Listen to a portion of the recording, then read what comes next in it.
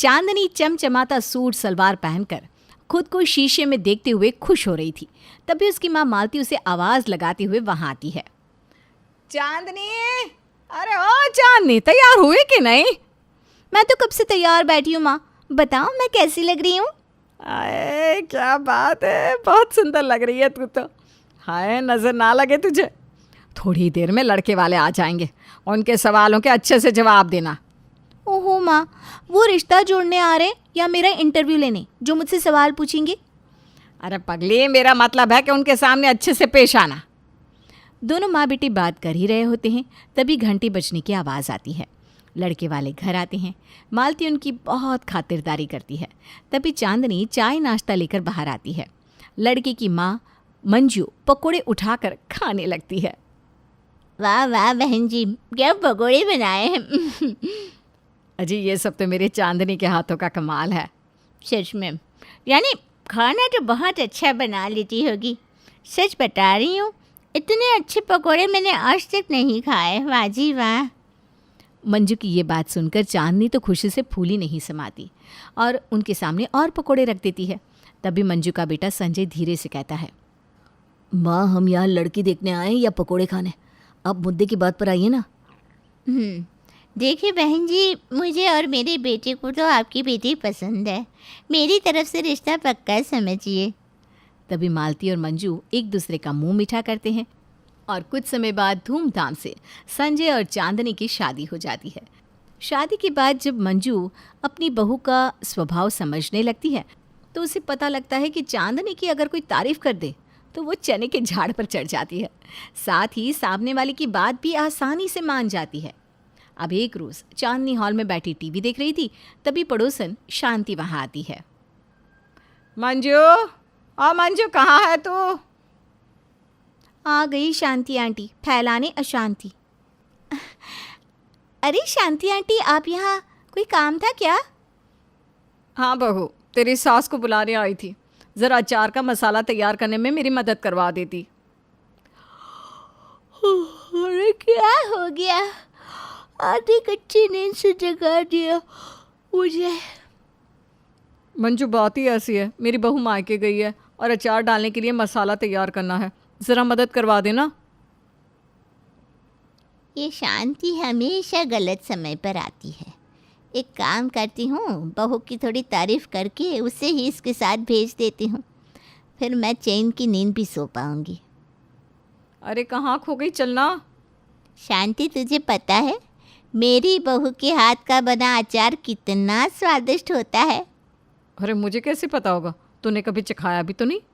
ये भी है, पर सच बता रही हूँ शांति, इसके हाथ का बना अचार का स्वाद तो बाजार के अचार में कभी मिलेगा ही नहीं। मेरी बहू में बहुत हुनर है, इसके हाथ में तो जादू है, जादू। बस माँ जी, आप ना मेरी इतनी तारीफ क्यों करती हैं? आप ना बहुत अच्छी हैं। हाँ तो एक काम करना बेटा, शांति को भी अपने हाथ का हुनर दिखा दे। जा, इसके मसाले तैयार करवा दे, इससे भी तो पता चले तेरे हाथ के हुनर के बारे में। अब मंजू की तारीफ चांदनी को फिर एक बार चने के झाड़ पर चढ़ा देती है, जिसके कारण वो शांति के साथ उसकी मदद करने चली जाती है और मंजू आराम से जाकर सो जाती है। इस तरह मंजू अपनी बहू की तारीफ कर उससे अपना काम करवाया करती और बेचारी चांदनी को कभी एहसास भी नहीं होता कि उसकी सास उसका फ़ायदा उठा रही है। एक रोज़ शांति के साथ बाज़ार में मंजू को एक बहुत ही महंगी साड़ी पसंद आ जाती है। घर आकर वो इस साड़ी के लिए पैसों का जुगाड़ करने लगती है। अब पैसे भी कम है, संजय से मांगे तो 10 सवाल करेगा। एक काम करती हूँ, बहू से अपना काम निकलवा लेती हूँ। मंजू घर की साफ़ सफाई में लगी चांदनी के पास जाती है और खुद भी सफाई करने लगती है। अरे माँ जी, मैं कर रही हूँ ना सफाई, आप रहने दीजिए ना। हाय, कितना काम करती है मेरी बहू। मेरी बहू जैसी तो किसी की बहू नहीं। सच में माँ जी, मैं इतनी अच्छी हूँ? अच्छी?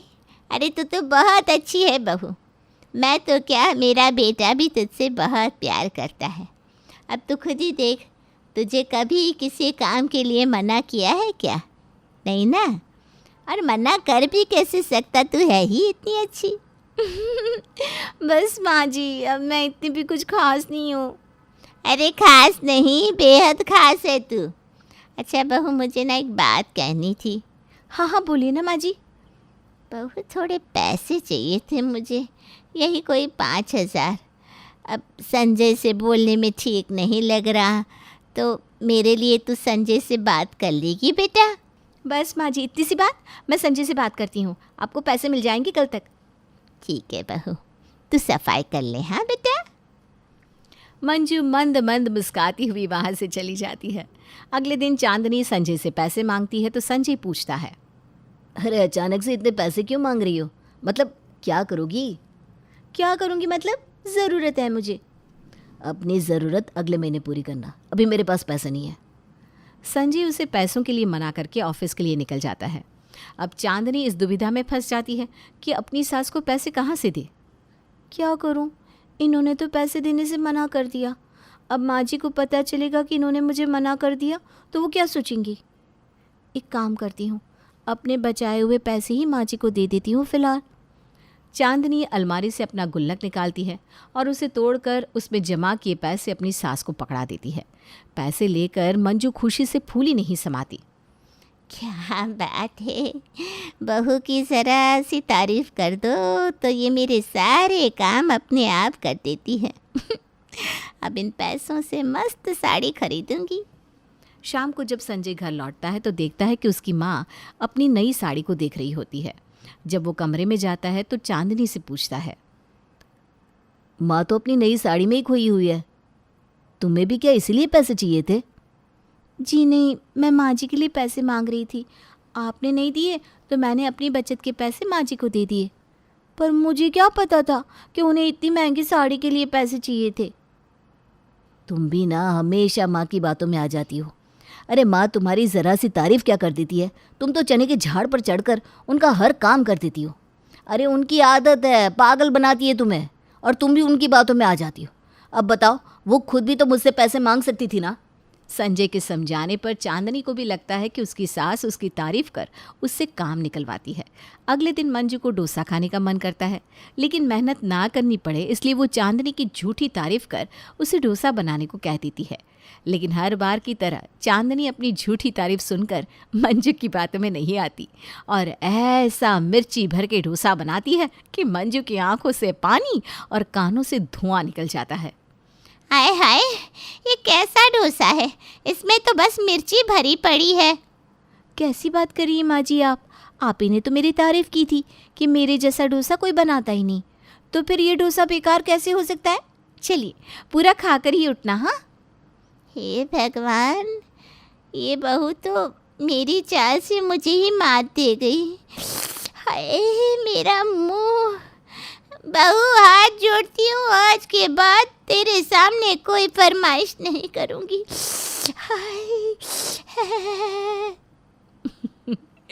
वो ढेर सारा पानी पी लेती है, पर अब वो समझ जाती है कि अब से वो अपनी बहू को आसानी से चने के झाड़ पर नहीं चढ़ा पाई। अरे आप इतना सज धज के कहाँ जा रहे हैं? आज संडे ना, बहुत दिनों के बाद दोस्तों के साथ प्लान बनाया बाहर कहीं घूमने का, बस वहीं जा रहा हूँ।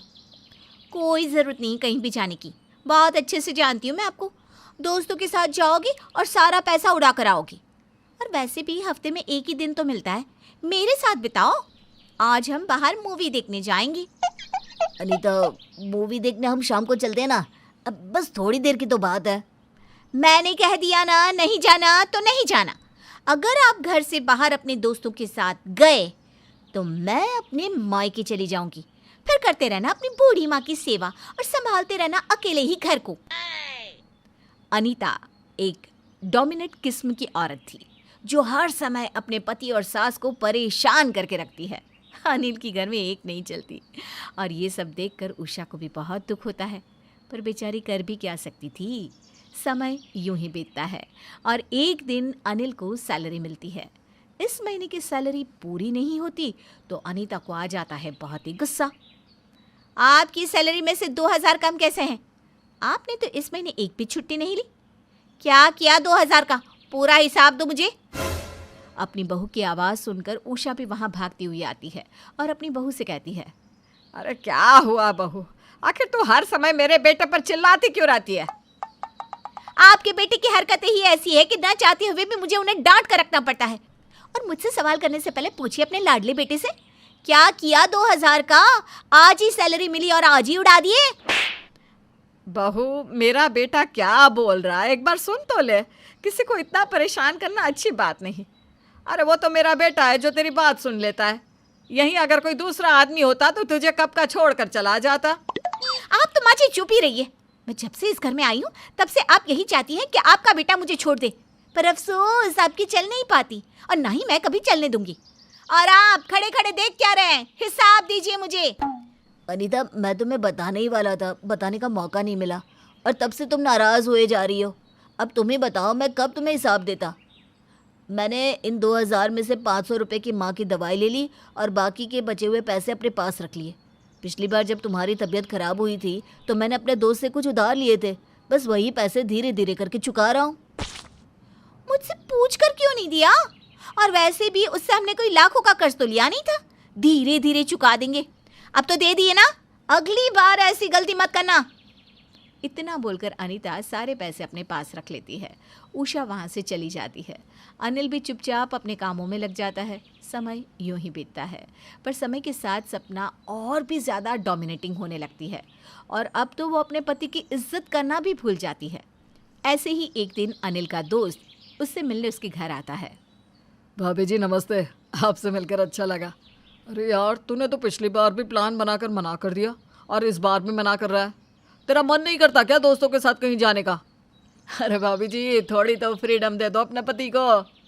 हाँ जी हाँ, इन्हें फ्रीडम दे दूँ ताकि ये भी तुम्हारी तरह आवारा हो जाए। अभी तुम्हारी शादी नहीं हुई है, इसलिए घर की जिम्मेदारी के बारे में कुछ पता नहीं है।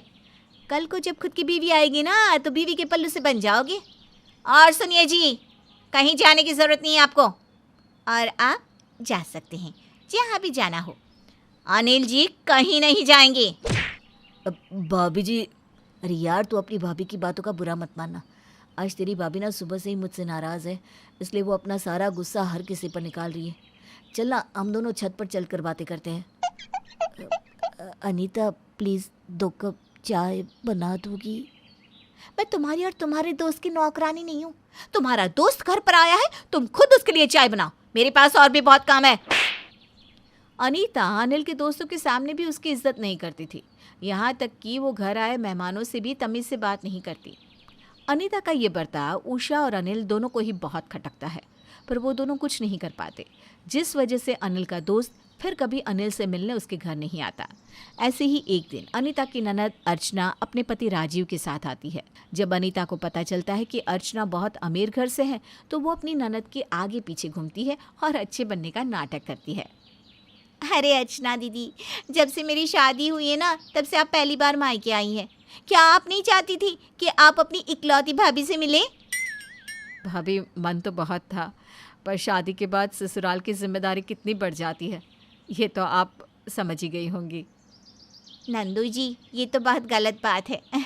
अच्छा, आप लोग बैठकर बातें कीजिए, मैं आप सबके लिए खाना बना कर लाती हूँ, सब साथ में बैठकर खाएंगे।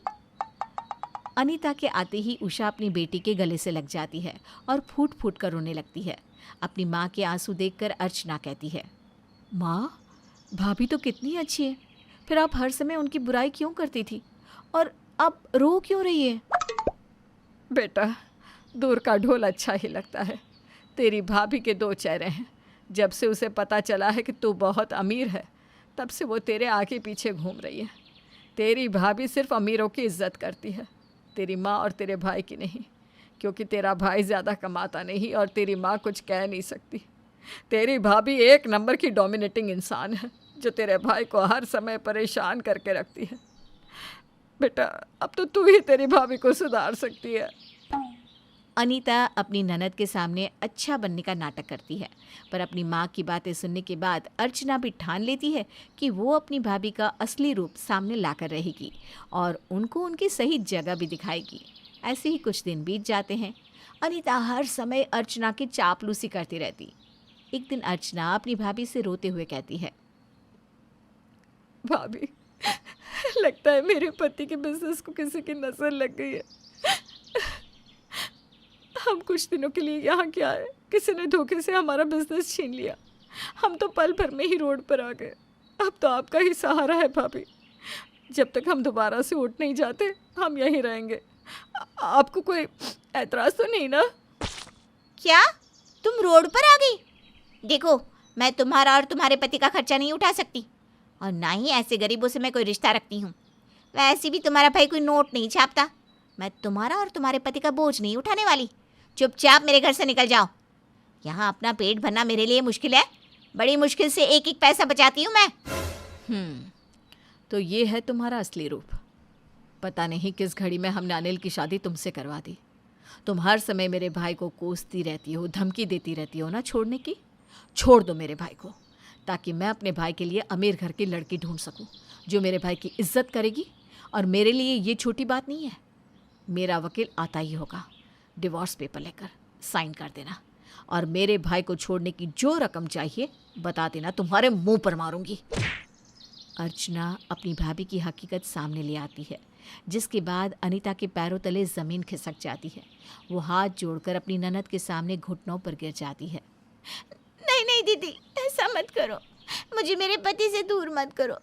मैं बहुत खुशनसीब हूँ जो मुझे अनिल जैसा पति मिला। मैं बस डरती थी कि अगर मैं डर गई तो मेरे ससुराल वाले मुझ पर अत्याचार करेंगे, इसीलिए मैं ऐसी बन गई। पर मैं वादा करती हूँ आपसे ऐसी हरकतें नहीं करूँगी। बस मुझे इस घर से और मेरे पति से जुदा मत करो। अनीता अपनी ननद के सामने अपनी गलतियों की माफ़ी मांगती है, जिसके बाद अर्चना भी अपनी भाभी को एक मौका और देती है।